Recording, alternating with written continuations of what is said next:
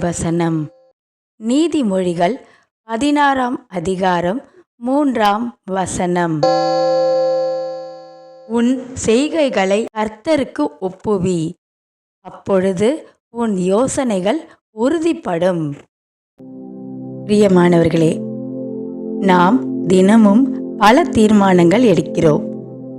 காலை 5 மணிக்கு எழுந்து படிக்கணும், ஆனால் எழுவோமா? 8 மணிக்கு ஒரு சந்திப்புக்கு போகணும், சரியாக போவோமா? நாமே நம்முடைய வாக்குறுதிகளை கடைபிடிக்கவில்லை என்றால் தேவனுடைய வாக்குறுதிகளை எப்படி எதிர்பார்க்கலாம்? நாம் எது செய்தாலும் முழு உறுதியாக இருக்கணும். பைபிளில் யார் நினைவுக்கு வராங்க தெரியுமா? நோவா. தேவன் அவரிடம் ஒரு பெரிய பணியை ஒப்படைத்தார்.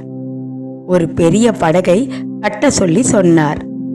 அவர் சோம்பேறியாக இருந்திருந்தால் மழையில் எல்லோரும் அழிந்திருப்பார்கள். ஆனால் அவர் கடினமாக உழைத்தார். இது நம்முடைய வாழ்க்கைக்கு பாடம். நீதிமொழிகள் 16ஆம் அதிகாரம் 3ஆம் வசனம் சொல்கிறது, உன் செய்கைகளை கர்த்தருக்கு ஒப்புவி, அப்பொழுது உன் யோசனைகள் உறுதிப்படும்.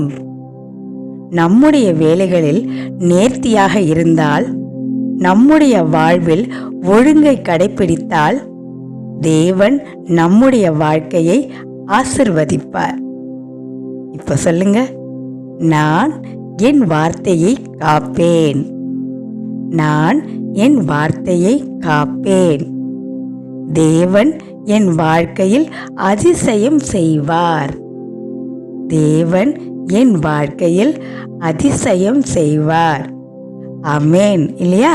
தேவன் அதிசயம் செய்வார். ஆமேன்னு கமெண்ட் பண்ணுங்க. நம் வாக்குறுதியை நாம் காப்போம். அப்பொழுதே தேவன் தனது வாக்குறுதியை நிறைவேற்றுவார். ஆம் பிரியமானவர்களே, இன்றைக்கு இந்த தீர்மானத்தோடு நம் அன்பு தந்தையிடம் ஜெபிப்போம். வாருங்கள். ஜெபம். பரலோக பிதாவே, நீங்கள் எங்களுக்கு கொடுத்த நல்ல வாழ்க்கையை நாங்கள் ஒழுங்காக நடத்த உணர்த்தும் இந்த நேரத்திற்கு நன்றி. இன்று முதல் நாங்கள் எடுக்கும் ஒவ்வொரு தீர்மானத்திலும் உறுதியாக இருக்க ஆசிர்வதியும். நாங்கள் செய்யும் வேலைகளில் நேர்த்தியாக இருக்க, எம்முடைய சொந்த வாக்குறுதிகளை காப்பதற்கு எமக்கு ஆற்றல் தாருங்கள். சோம்பேறித்தனத்தை, காலதாமதத்தை, சமரசத்தை தவிர்க்க கிருபை தாருங்கள். என்னுடைய வாழ்க்கையில் ஒழுங்காக நடக்கும்போது உங்கள் வாக்குறுதிகள் என்னில் நிறைவேறும் என்று விசுவசிக்கிறேன்.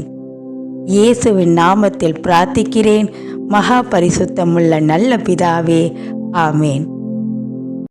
இன்று பிறந்த நாள், திருமண நாள் மற்றும் முக்கிய நாட்களை கொண்டாடுபவர்களை கடவுள் ஆசிர்வதிப்பாராக. தேர்வு எழுதும் நபர்கள், மருத்துவ அறிக்கைகள் மற்றும் தேர்வு முடிவுகளுக்காக காத்திருக்கும் நபர்கள், நிதி மற்றும் பிற பிரச்சனைகள் உள்ளவர்கள் பயப்பட வேண்டாம். கடவுள் உங்களுடன் இருக்கிறார். அவர் உங்களை ஆசிர்வதிப்பார். கர்த்தர் உங்களை மேன்மைப்படுத்துவாராக. உங்கள் விசுவாசத்தின் அடையாளமாக ஆமேன் என்று கமெண்ட் செய்யுங்கள்.